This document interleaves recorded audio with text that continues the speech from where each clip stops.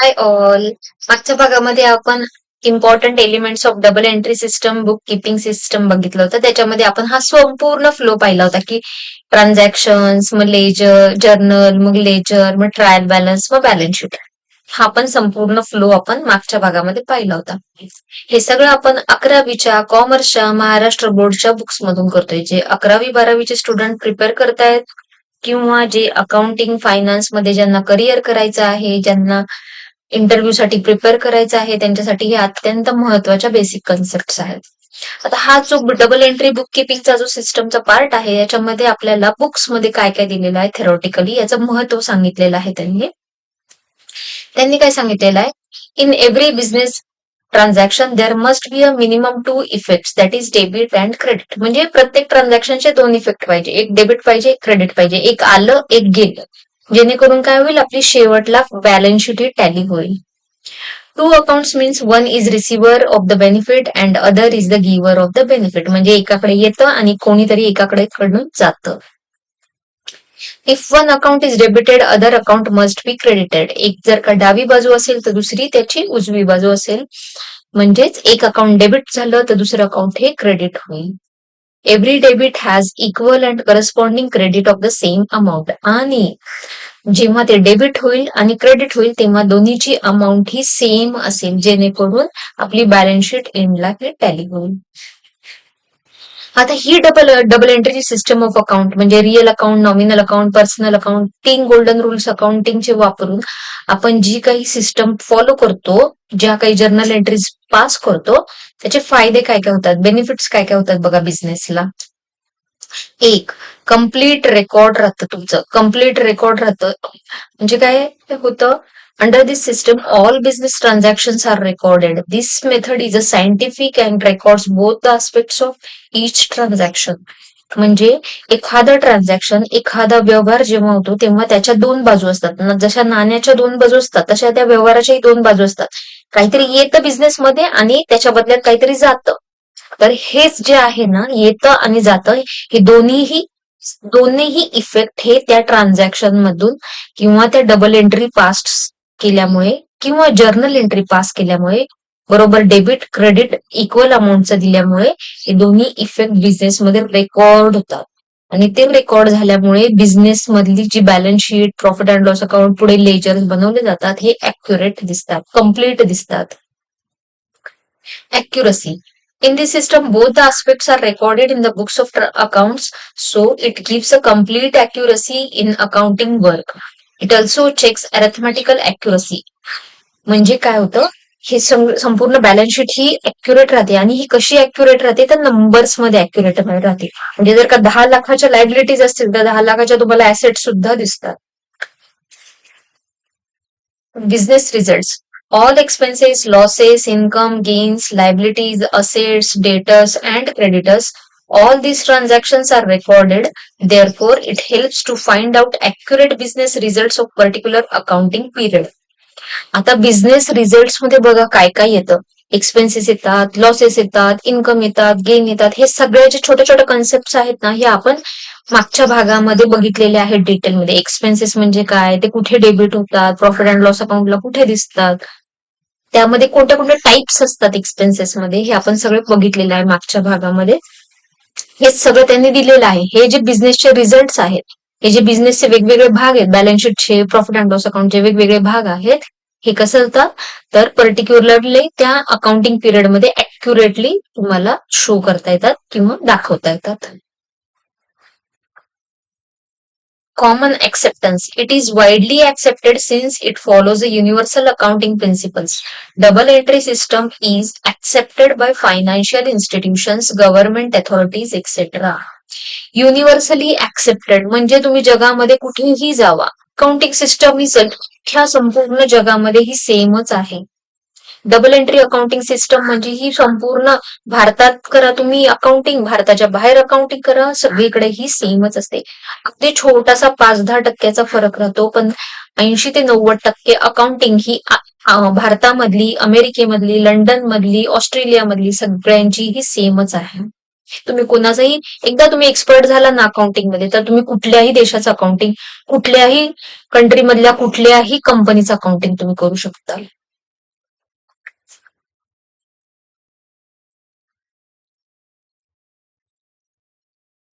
आता पुढे बघा काय काय दिलेलं आहे. Conventional accounting system tradition. Conventions म्हणजे काय, त्यांच्या ज्या प्रथा, रूढी, परंपरा ज्या काही चालत आलेल्या आहेत, ते काय सांगतात ते. क्लासिफिकेशन ऑफ अकाउंट्स त्यांनी काय दिलेलं आहे त्यामध्ये. अकाउंट्स म्हणजे काय काय, तर तुमचं कॅपिटल येतं, लायबिलिटी येते, ऍसेट्स येतात, इन्कम येतात, एक्सपेन्सेस येतात. डेफिनेशन ऑफ अकाउंटिंग दिलेली आहे. आपल्याला सगळ्यात महत्वाचं काय बघायचंय, तर अकाउंटिंग मध्ये कोणते कोणते अकाउंट्स येतात हे आपण खूपदा रिपीट केलेलं आहे, पण करण्याची गरज पण तेवढीच आहे. कारण का जितकं तुम्ही रिपीट करताल ना अकाउंटमध्ये, तेवढं तुमचं पक्क होईल, आणि जेवढं तुमचं पक्क होईल तेवढी तुमची एक्झाम पॉइंट ऑफ व्ह्यू करत असाल तर मार्क्स चांगले येतील, जॉबच्या करिअरच्या पॉइंट ऑफ व्ह्यू करत असताल तर चांगली सॅलरीचा जॉब मिळेल, चांगली ग्रोथ होईल, तिथे चांगलं चांगलं परफॉर्म करता येईल तुम्हाला. त्यामुळे अकाउंट जेवढं जेवढं तुम्ही रिपीट करताल ना, तेवढं तेवढं तुमच्या माइंडमध्ये तेवढं ऑटोमॅटिक त्या कॉन्सेप्ट क्लिअर होत जातील, आणि तुम्हालाच पुढे ग्रो करण्यासाठी, स्वतःच फ्युचर घडवण्यासाठी तुम्हाला नक्की त्याचा उपयोग होईल. तर बघा, पर्सनल अकाउंट आपण नॉर्मल बघितलेलं आहे. पर्सनल म्हणजे काय, पर्सनशी रिलेटेड. पण पर्सनल मध्ये पण 3 टाइप्स दिलेले आहेत त्याच्यामध्ये. एक आहे नॅचरल पर्सन. नॅचरल पर्सन म्हणजे मी, तुम्ही. आता युट्यूब वरती जेवढे लोक आहेत ते बघतायत हा व्हिडिओ, ते सगळेजण natural person. Artificial person. Artificial person म्हणजे काय, तर एखाद्या लॉच्या अंडर, एखाद्या कायद्याच्या अंडर त्याला क्रिएट केलेला आहे. आता फॉर एक्झाम्पल, तुम्ही 2-3 लोक एकत्र येऊन जर का पार्टनरशिप फॉर्म केली, तर ती काय जाते, आर्टिफिशियल पर्सन. तुम्ही स्कूलमध्ये जाता, कॉलेजमध्ये जाता, एखाद्या प्रायव्हेट कंपनीमध्ये काम करता, हे तिन्ही झाले आर्टिफिशियल पर्सन. कारण का हे वेगवेगळ्या अथॉरिटीच्या अंडर रजिस्टर करून ह्यांचं एक त्यांना नाव दिलेलं आहे, त्यांना एक फॉर्मेशन केलेलं आहे, म्हणून हे झाले आर्टिफिशियल पर्सन. हॉस्पिटल झालं एखादं, किंवा एखादा ज्वेलरी शॉप झालं, private limited company, public limited company, government company, अशा असंख्य बँक्स वगैरे या सगळ्या आहेत, त्या येतात अंडर आर्टिफिशियल पर्सन. आणि तिसरं आहे representative personal account. Representative personal म्हणजे काय, तर त्या नावाने त्याला ओळखलं जातं. समजा रेंट पेएबल किंवा इलेक्ट्रिसिटी बिल पेएबल. मग आता हे रेंट पेएबल कुठल्या ना कुठल्या व्यक्तीलाच द्यायचं असतं ना, मग हे रिप्रेझेंटेटिव्ह नाव झालं. किंवा इलेक्ट्रिसिटी बिल पेएबल. इलेक्ट्रिसिटी म्हणजे काय, आपण एखाद्या महाराष्ट्रामध्ये राहतो तर महाराष्ट्र गव्हर्नमेंटला आपण देतो इलेक्ट्रिसिटी. महाराष्ट्र इलेक्ट्रिसिटी महामंडळाला देतो. ही सुद्धा एक कुठल्या तरी गव्हर्नमेंट अथॉरिटीच्या अंडर रजिस्टर झालेली आहे, म्हणून ती आहे त्या नावाने ओळखलेली जाणारी रिप्रेझेंटेटिव्ह पर्सन. हे 3 पर्सनचे प्रकार आहेत, आणि तिन्हीला एकच गोल्डन रूल अकाउंटिंगचा वापरला जातो अकाउंटिंग कर्त्यामध्ये, तो म्हणजे पर्सनल अकाउंटचा rule, debit the receiver, credit the giver. जर समोरच्या व्यक्तीकडनं येणार असेल तर त्याला डेबिट द्या, जर समोरच्या व्यक्तीला तुम्हाला द्यायचे असेल तर त्याला क्रेडिट द्या. पण ही पर्सनल अकाउंट म्हणजे काय, कोणते कोणते येतात ना, हे तुम्हाला माहिती असणं अत्यंत महत्वाचं आहे, जेणेकरून तुम्हाला अकाउंटिंग तुमचं एकदम परफेक्ट होऊन जाईल, आणि इंटरव्ह्यू मध्ये सुद्धा किंवा एक्झाम मध्ये सुद्धा तुम्हाला हे ह्या कन्सेप्ट छोट्या छोट्या इझिली मांडता येतील. दुसरं आहे इम्पर्सनल अकाउंट. आता इम्पर्सनल अकाउंट म्हणजे काय, तर पर्सनलच्या अपोजिट, पर्सन सोडून दुसरं म्हणजे काय. मग असे दोनच राहतात, मग एक रिअल अकाउंट राहतं आणि एक नॉमिनल अकाउंट राहतं. रिअल अकाउंट तर खूप सोपं आहे. रिअल अकाउंट म्हणजे जे डोळ्यांना दिसतं आपल्याला, म्हणजे असं काय काय असतं, डोळ्यांना काय काय दिसतं, मग कॅश दिसती, बँक दिसती, मशिनरी दिसती, कम्प्युटर दिसतो. आता आपण युट्यूब जे आहे ते मोबाईलवरनं वापरतोय किंवा कम्प्युटरवरनं बघतोय, तर ते सुद्धा सगळं रिअल अकाउंट मध्ये येतं. आणि या व्यतिरिक्त अजून काय येतं रिअल अकाउंट मध्ये, जे डोळ्यांना दिसत नाही पण ते येतं रिअल अकाउंट मध्ये. गुडविल येतं, पेटंट येतं, कॉपीराईट येतं. हे काय येतं रिअल अकाउंट मध्ये, कारण का गुडविल, पेटंट, कॉपीराईट हे आपण एक लायसन अग्रीमेंट करून घेतलेला असतो, आणि त्याच्या अंडर आपण ते वापरत असतो. म्हणजे हे डोळ्यांना दिसत नाही, पण आपण काय करतोय की अग्रीमेंट करून ही आपण ते राईट्स घेतो आपल्याकडे स्वतःकडे वापरण्याचे. म्हणून हे सुद्धा ऍसेट्स येतात, आणि ऍसेट्स येतात म्हणून त्या रिअल अकाउंटच्या टाईपच्या अंडर जातात. आणि दुसरं आहे नॉमिनल अकाउंट. नॉमिनल अकाउंट खूप सोपा, तो म्हणजे काय, नॉमिनल म्हणजे खर्च आणि income. Income expenses. Income expenses, profit gain म्हटलं की nominal account. Profit and loss account हे सुद्धा नॉमिनल अकाउंटच टाईप आहे. म्हणून तुमच्या डेबिट साईडला सगळे एक्सपेन्सेस दिसतात आणि क्रेडिट साईडला सगळे इन्कम आणि प्रॉफिट दिसतात. चुकून सुद्धा क्रेडिट साईडला एखादा खर्चाचा तुमचा भाग, खर्चाचा अकाउंट तिथे गेलं नाही पाहिजे, किंवा चुकून सुद्धा डेबिट साईडला तुमचं एखादं इन्कम किंवा प्रॉफिटचं अकाउंट गेलं नाही पाहिजे प्रॉफिट अँड लॉस अकाउंटला. नेहमी लक्षात ठेवायचं, डाव्या बाजूला डेबिट साईडला सगळे आपले एक्सपेन्सेस येणार किंवा लॉसेस येणार बिझनेसचे, आणि उजव्या बाजूला सगळे तुमचे प्रॉफिट किंवा गेन्स येणार. प्रॉफिट, गेन्स, इन्कम येणार. नॉमिनल अकाउंटचा रूल काय सांगतो? अगदी सोपा. Debit all expenses and losses. Debit त्याला ज्या जे खर्च आहेत किंवा जे लॉसेस आहेत बिझनेसचे, आणि credit all gains and incomes. Credit त्याला द्या जे तुमचं बिझनेसचं इन्कम आहे, गेन आहे, नफा आहे, त्याला तुम्ही क्रेडिट द्या. आता एक्सपेन्सेस मध्ये काय येतं? प्रिंटिंग स्टेशनरी येतं, परचेस येतं, ऍडव्हर्टाइजमेंट येतं, रेंट येतं, इलेक्ट्रिसिटी बिल येतं, सॅलरीज येतात. जर बिझनेस सॅलरी देत असेल तर सॅलरी येतात. आणि इन्कम आणि गेन मध्ये काय काय येतं? तर तुमचं सेल्स येतो, इंटरेस्ट रिसिव्ड येतं, कमिशन रिसिव्ड येतं, डिस्काउंट रिसिव्ड येतो. जेवढं जेवढं तुम्हाला रिसिव्ह होतं, प्रॉफिट होतो, ते सगळं येतं. आता हेच सगळे जे आहेत मी आता तुम्हाला एक्सप्लेन केलेले इच टाइप ऑफ अकाउंट, हे पर्सनल अकाउंट, हे सगळं त्यांनी अगदी सोप्या याच्यामध्ये दिलेले आहेत. त्यांनी काय म्हटलेले पर्सनल अकाउंट्स मध्ये? नॅचरल पर्सन्स विषयी काय त्यांनी लिहिले? Accounts relating to individual human beings. Individual human beings म्हणजे मी आणि तुम्ही. For example, Rajesh account, Sumit account, Sushma's account, Vaibhav's account. हा नेहमी एस लावायचा. हा एस लक्षात ठेवा. कधी पण पर्सनल अकाउंटला हा एस लावायचा. Apostrophe S account etcetera. पुढे आहे artificial persons account. Artificial persons means includes accounts of organization, associations which are created by law. For example, Bank of Maharashtra account, ABC and Company account, Recreation Club account. म्हणजे हे एका लॉच्या under म्हणजे काय? एखादी authority, government, कायदा त्याच्या under हे बनवलेले आहे. मग याच्यामध्ये बँक येतात, फायनान्शियल इन्स्टिट्यूशन्स येतात, private company, public limited, trust, सगळे असे येतात याच्या अंडर. तिसरं दिलेलं आहे representative personal account. These accounts represent a certain person or a group of persons in a business dealing. Accounts relating to outstanding and prepaid items are called representative personal account. For example, outstanding rent account, income received in advance account, prepaid wages account. कारण का outstanding rent हे आपण कुठल्या तरी व्यक्तीलाच देणार असतो. Owner हा कुठला तरी माणूसच असतो, त्यालाच देणार असतो.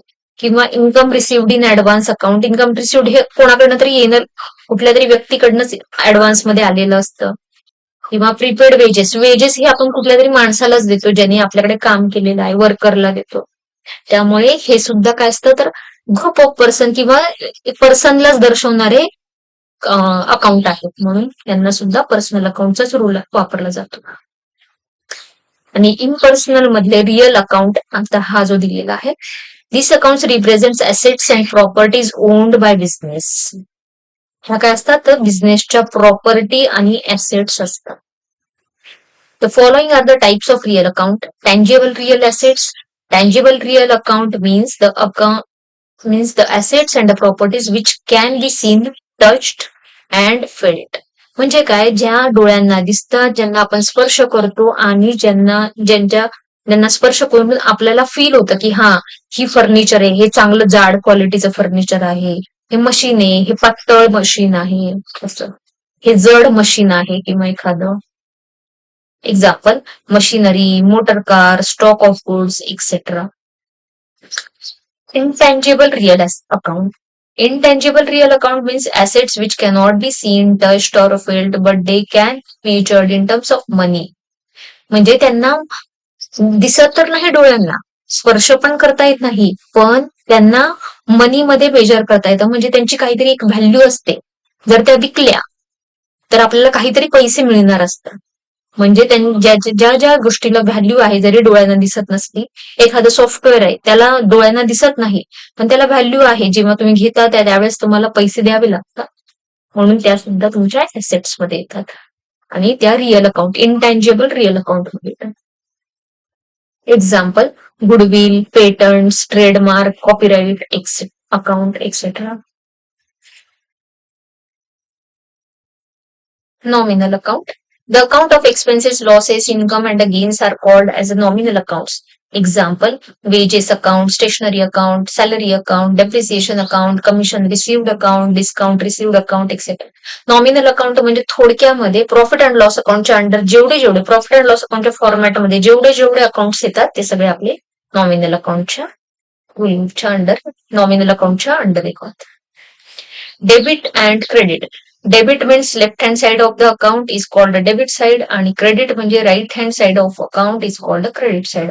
हे जे आहे ना डेबिट आणि क्रेडिट, हे पूर्वीपासून म्हणजे जेव्हापासून अकाउंट्स हे जन्मलं, जेव्हापासून अकाउंट्स हे सुरू झालं तेव्हापासून हे डेबिट आणि क्रेडिट हे अगदी असेच आहेत आणि हे पुढे वर्षानुवर्ष 100-200 हजारो वर्ष जेवढे दिवस अकाउंट्स चालू राहील तेवढे दिवस हे तसेच राहणार. कुठल्याही सॉफ्टवेअरमध्ये याचप्रमाणे ते सॉफ्टवेअरचं कस्टमायझेशन किंवा सॉफ्टवेअरचं क्रिएशन हे सुद्धा केलेलं असतं. त्यामुळे ह्या बेसिक कन्सेप्ट ह्या तुम्ही जेवढ्या पक्क्या करताल तेवढं तुम्हाला कुठलेही अकाउंटिंग सॉफ्टवेअर तुम्ही युज करा, कुठल्याही मोठ्या मोठ्या एक्झाम द्या, कुठलेही मोठे मोठे इंटरव्ह्यू द्या, कुठल्याही मोठ्या मोठ्या कंपनीमध्ये जॉईन व्हा, तुम्हाला हेच सगळं बेसिक अकाउंटिंग उपयोगात येईल.